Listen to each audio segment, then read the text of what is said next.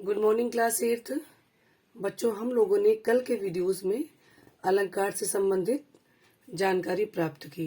सबसे पहले हम लोगों ने अलंकार का शाब्दिक अर्थ समझा, उसके बाद हम लोगों ने अलंकार की परिभाषा पढ़ी, फिर हम लोगों ने अलंकारों के भेदों को पढ़ा और हम लोगों ने जाना कि अलंकार दो प्रकार के होते हैं, शब्दालंकार और अर्थालंकार।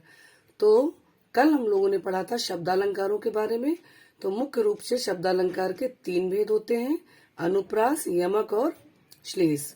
थोड़ा सा मैं रिवीजन करा देती हूँ, उसके बाद हम लोग आज अर्थालंकारों के बारे में पढ़ेंगे। शब्दालंकार का अर्थ था जब शब्दों के माध्यम से काव्य की शोभा बढ़ जाती है तो वहां पर शब्दालंकार होता है। अनुप्रास अलंकार के अंतर्गत हम लोगों ने पढ़ा था कि जब वर्णों की आवृत्ति होती है तो वहां पर अनुप्रास अलंकार होता है। जैसे कोई भी वर्ण या अक्षर 2 या 2 से अधिक बार आता है तो वहां पर अनुप्रास अलंकार होता है। जैसे तरनी, तनुजा, तट, तमाल, तरुवर, बहु छाए। तो इस पंक्ति में मैंने जो पंक्ति बोली है इसमें ता वर्ण बार बार आ रहा है, अर्थात ता वर्ण की आवृत्ति हो रही है, इसलिए यहाँ पर कौन सा अलंकार है? अनुप्रास अलंकार है। और भी मैंने बताया था आपको कई, जैसे रघुपति, राघव, राजा, राम। तो रा वर्ण की आवृत्ति होती है, तब भी अनुप्रास अलंकार। इसके पश्चात चारु चंद्र की चंचल किरणें, चा वर्ण की आवृत्ति, तो भी अनुप्रास अलंकार।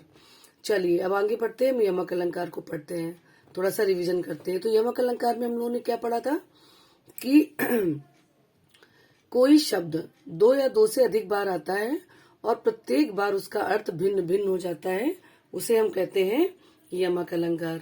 इस संबंध में हमने उदाहरण भी पढ़े थे, ये केवल आपके सुनने के लिए। क्या उदाहरण पढ़ा था हमने कि हम लोगों ने पढ़ा था कनक कनक ते 100 गुनी मादकता अधिकाय, या खाए बोराए जग वा पाए बोराए। यहाँ पर कनक कनक शब्द 2 बार आया था, है ना, और दोनों बार कनक का अर्थ बदल गया था। तो कनक का अर्थ धतूरे के संबंध में, जैसे कनक मीन्स सोना, कनक मीन्स धतूरा, ठीक, दोनों अलग अलग अर्थ हो गए कनक के। तो और जो मैंने अभी आपको उदाहरण बताया कि कनक कनक ते 100 गुनी मादकता अधिकाय, या खाए बोराए जग वा पाए बोराए। तो अगर कनक अर्थात धतूरा को खा लो तो फिर पागल हो जाते हैं, क्योंकि जहरीला फल होता है, वो सीधा माइंड पर असर करता है, तो उससे बौरा जाता है इंसान, पागलपन की स्थिति हो जाती है। और यदि सोना स्वर्ण किसी के पास बहुत ज्यादा हो जाए तो भी वो पागल हो जाता है ना, यानी वो घमंडी हो जाता है, उस लायक नहीं रहता है, तो उसे हम लोग बौराना या पागल होना ही बोलेंगे।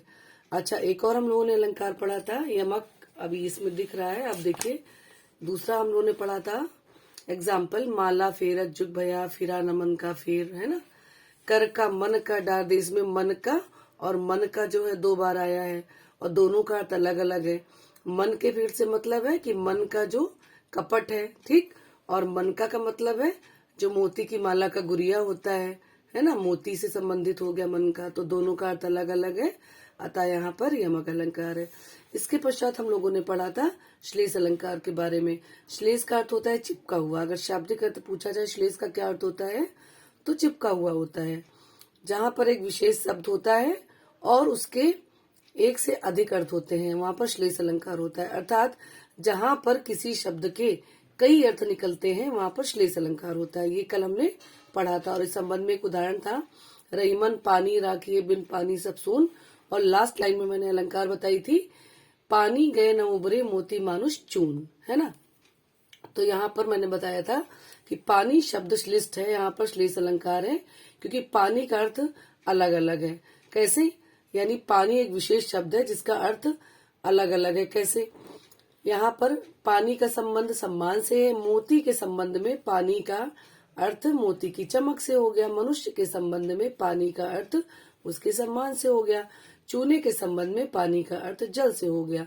रहीमदास जी कहते हैं हर एक व्यक्ति को अपना मान सम्मान बचाकर रखना चाहिए, क्योंकि यदि व्यक्ति का मान सम्मान चला जाता है तो व्यक्ति कहीं का नहीं रहता। वो उदाहरण देते हुए कहते हैं कि जिस प्रकार से मोती से अगर पानी उतर जाए, उसकी चमक उतर जाए तो बेकार हो जाता है, मनुष्य के लिए अगर उसका सम्मान समाप्त हो जाए तो वो बेकार हो जाता है, वो मनुष्य मृत व्यक्ति के समान हो जाता है। और चूने से यदि पानी हटा दिया जाए, जल हटा दिया जाए तो वो मृत हो जाता है। ठीक है, इस संबंध में पानी के 3 अर्थ हैं। चलिए अब हम लोग आते हैं आज के टॉपिक पर, जो कि हम पढ़ेंगे अर्थालंकार। ये पहले मैंने आपका रिवीजन करा दिया था। जब अर्थों के द्वारा काव्य सौंदर्य में वृद्धि हो जाती है, वहां पर अर्थालंकार होता है। ये अलंकार शब्द के स्थान पर उसके अर्थ से संबंध रखते हैं। जैसे शब्दालंकार में शब्दों का अर्थ होता है, ठीक है, शब्दों से संबंध रखा जाता है, और अर्थालंकार में शब्दों के अर्थ से संबंध होता है। इसीलिए शब्द के स्थान पर उसका पर्याय रख देने पर भी अलंकार वही रहता है। अर्थालंकार के भी 3 प्रमुख भेद होते हैं: उपमा अलंकार, रूपक अलंकार, उत्प्रेक्षा अलंकार, अतिशयोक्ति अलंकार व अन्योक्ति अलंकार। ठीक है, ये अर्थालंकार के भेद होते हैं जो हमने अभी पढ़े। तो सबसे पहले हम इस वीडियो में पढ़ेंगे उपमा अलंकार के बारे में। उपमा अलंकार किसे कहते हैं? उपमा का मतलब हो गया तुलना। ठीक, जहाँ 2 वस्तुओं के बीच समानता का भाव व्यक्त किया जाता है अथवा गुण धर्म की समानता के आधार पर तुलना की जाती है। एक वस्तु की दूसरी वस्तु से तुलना की जाती है। गुण धर्म की समानता के आधार पर एक वस्तु की दूसरी वस्तु से तुलना की जाती है, वहां पर उपमा अलंकार होता है। तो हमने क्या जाना कि उपमा अलंकार में 2 वस्तुओं के बीच में तुलना की जाती है। उनमें से कोई एक व्यक्ति या वस्तु श्रेष्ठ होता है, यानी दोनों में से कोई तुलना की गई 2 वस्तुओं की या 2 व्यक्तियों की, और उनमें से जिससे तुलना की जा रही है वो कोई श्रेष्ठ होता है। ठीक, वहां पर उपमा अलंकार होता है। अब यहाँ पर देखिए एक एग्जाम्पल दिया है, हरि पद कोमल कमल से। हरि के जो पद हैं, पद मीन्स पैर, वो कोमल है। कैसे कोमल? कितने कोमल? कमल से यहाँ पर वाचक शब्द है। ठीक है, हरि पद कोमल कमल से, हरि के पद कोमल कमल के समान है। तो देखिए उपमा अलंकार के 4 भेद होते हैं। सबसे पहले उपमेय, उपमान, साधारण धर्म और वाचक शब्द, ये 4 भेद होते हैं उपमा अलंकार के। तो इन 4 भेदों में क्या होता है? उपमेय किसे कहते हैं, उपमान किसे कहते हैं, साधारण धर्म किसे कहते हैं और वाचक शब्द किसे कहते हैं, ये आपको जानना अति आवश्यक है कि क्या क्या अर्थ होते हैं। तो उपमेय क्या होता है? जिस वस्तु की उपमा की गई हो उसे उपमेय कहते हैं। ठीक, जिस वस्तु की उपमा की जा रही है उसे हम उपमेय कहते हैं, और जिस वस्तु से उपमा दी जा रही है उसे हम उपमान कहते हैं। धर्म क्या होता है? साधारण धर्म, जिस आधार पर वो तुलना की जा रही है वह आधार साधारण धर्म होता है। वाचक शब्द क्या होता है? जो शब्द तुलना प्रकट करते हैं उन्हें हम वाचक शब्द कहते हैं। इस तरह से उपमा अलंकार की परिभाषा हो गई और उसके अंग 4 अंग हो गए। ठीक, जिस वस्तु की उपमा दी जा रही है उपमेय, जिस वस्तु से उपमा दी जा रही है उपमान, जिस आधार पर, जिस विशेषता के आधार पर उपमा दी जा रही है साधारण धर्म, और ऐसे शब्द जिनसे उपमा प्रकट हो रही है, तुलना की जा रही है, उन्हें वाचक शब्द कहते हैं। जैसे हमने पढ़ा उदाहरण, हरि पद कोमल कमल से। हरि के पद जो हैं वो कोमल है, किसकी तरह? कमल के समान है। तो यहाँ हरि यानी ईश्वर के पैरों की जो तुलना है वो कोमल कमल से की जा रही है। से यहाँ पर क्या हो गया? वाचक शब्द। कमल यहाँ पर क्या हो गया? उपमान। और तुलना किसकी की जा रही है? हरि के पैरों की, ईश्वर के पैरों की। ठीक है ना, ईश्वर के पैर उपमेय हो गए, कमल उपमान हो गया, से हो गया आपका वाचक शब्द, और कोमल है ना। कैसे कोमल है? हरि के पैर कमल के समान कोमल है, तो कोमल हो गया साधारण धर्म। कोमलता के आधार पर तुलना की जा रही है ना, तो ये साधारण धर्म हो गया।